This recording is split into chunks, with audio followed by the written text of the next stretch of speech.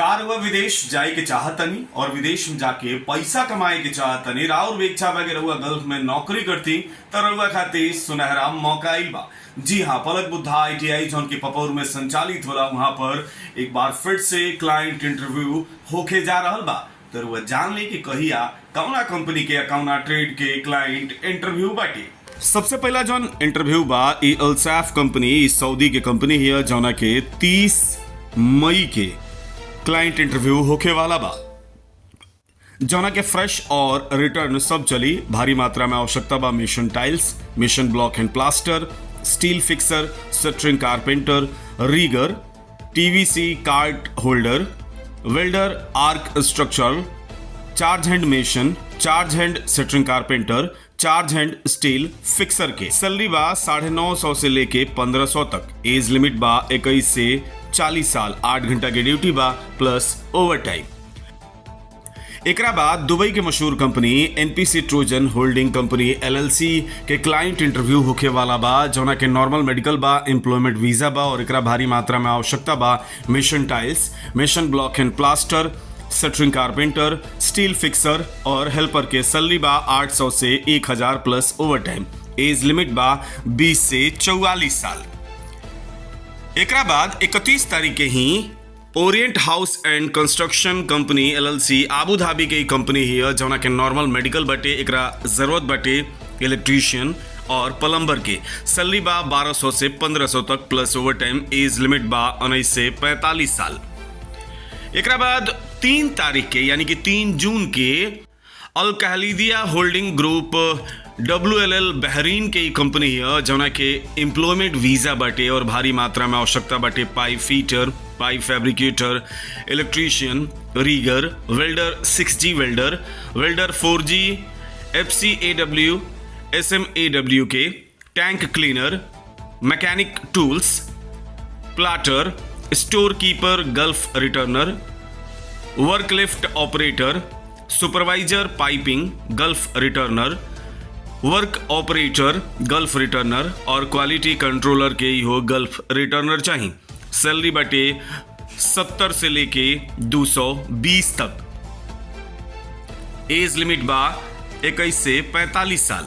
एकरा बाद 3 तारीख के ही अल तुर्की ओमान के बहुत ही मशहूर कंपनी है एकर क्लाइंट इंटरव्यू बटे और एम्प्लॉयमेंट वीजा बटे। एकरा भारी मात्रा में आवश्यकता बटे pipe fitter, pipe fabricator, structure fitter, structure fabricator, grinder pipeline, grinder operator, rigger A, spray painter industrial, welder 3G structural, ES SMAW, steel erector, erector cum decorative fabricator, welder automotive, operator sand blaster, reinforcement bender, reinforcement cutter and fixer, foreman steel fabricator.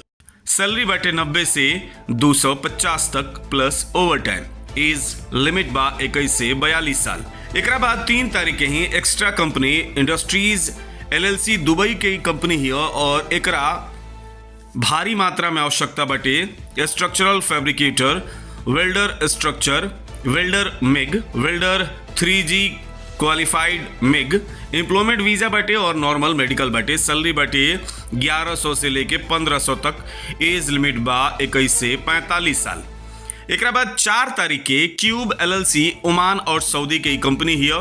Employment visa बटे और एकरा भारी मात्रा में आवश्यकता बटे electrician, AC technician, HVAC technician, ductman, duct fitter fabricator, store keeper Gulf returner, plumbing supervisor gulf returner, electrical supervisor gulf returner, supervisor HVAC gulf returner, duct foreman, mechanical helper के। Salary बटे 90 से लेके 250 तक। एज लिमिट बटे 22 से 44 साल। एकरा बाद 5 जून के दुबई के मशहूर company Khan Sahab civil engineering LLC के क्लाइंट इंटरव्यू बटे। नॉर्मल मेडिकल बा, एम्प्लॉयमेंट वीजा बा। एकरा आवश्यकता बटे assistant mason, assistant steel fixer, assistant shuttering carpenter और हेल्पर के। सैलरी बा 1217 plus over time. Age limit बा 20 से 45 साल। एकरा बाद 6 जून के एनपीसी ट्रोजन यूएई की कंपनी है, बहुत ही मशहूर कंपनी है। एकर नॉर्मल मेडिकल बाटे और एकरा आवश्यकता बाटे mason tiles, mason block and plaster, shuttering carpenter और स्टील फिक्सर के। सैलरी बाटे 900 से लेके 1000 तक plus over time. Age limit बाटे 21 से 41 साल। एक बाद 8 जून के शोभा कंपनी एलएलसी दुबई के बहुत पुरान और मशहूर कंपनी है, जो की अपना एम्प्लॉय के मेहरारू के खाता में हर महीना 2000 रुपया और अगर 2 बच्चा बड़ा सा तो पढ़े खातिर साल के 10,000 रुपया दिले। ये बहुत ही बढ़िया कंपनी है। एक नॉर्मल मेडिकल बा, एम्प्लॉयमेंट वीजा बाटे और एक भारी मात्रा में आवश्यकता बाटे mason tiles, mason block and plaster, mason marble, mason grouting, mason silicone, shuttering carpenter, steel fixer, furniture carpenter, अपना टूल लेकर आना है, gypsum carpenter, waterproof technician, civil charge hand Gulf returner, civil foreman Gulf returner और helper के। Salary बा 650 से लेके 1800 तक। एज लिमिट बा 21 से 42 साल। एक बाद 9 जून के general construction company LLC Dubai की कंपनी है। एक एम्प्लॉयमेंट वीजा बा, नॉर्मल मेडिकल बा। एक भारी मात्रा में आवश्यकता बाटे mason tiles, mason block and plaster, shuttering carpenter, steel fixer, assistant मेसन आरसीसी शटरिंग कारपेंटर और हेल्पर की। सैलरी बाटे 1050 से 1150 तक। एज लिमिट बाटे 20 से 39 साल।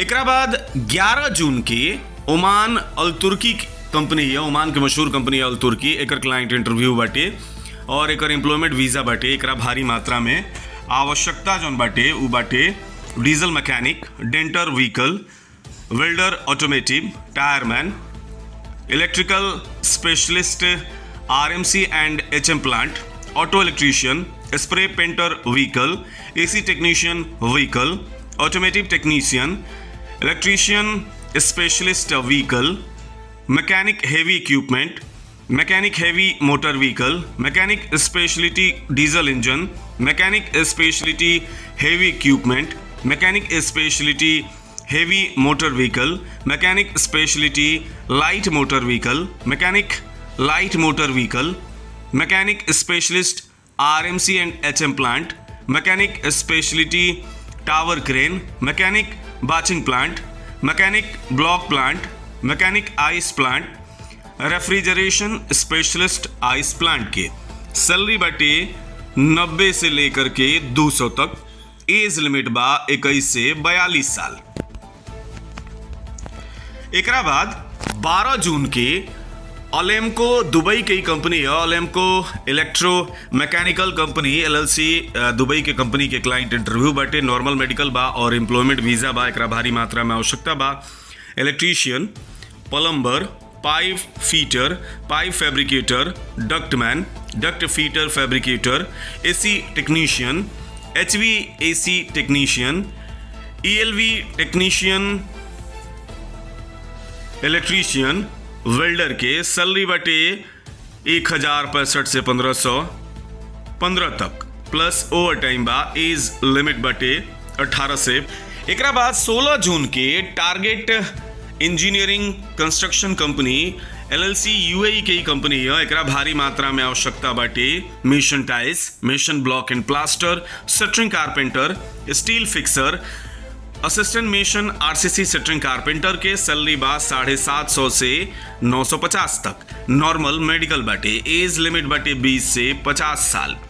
एक बाद 17 जून के अलेमको दुबई के कंपनी है, Alemco electro mechanical company LLC. एकर नॉर्मल मेडिकल बा, एम्प्लॉयमेंट वीजा बा और एक भारी मात्रा में आवश्यकता बा electrician, plumber, pipe fitter, pipe fabricator, ductman, duct fitter fabricator, AC technician, HVAC technician, ELV technician, electrician और वेल्डर के। सैलरी बाटे 1065 से 1515 तक plus over time. Age limit बा 18 से 45 साल आ गल्फ रिटर्नर खातिर 18 से 50 साल।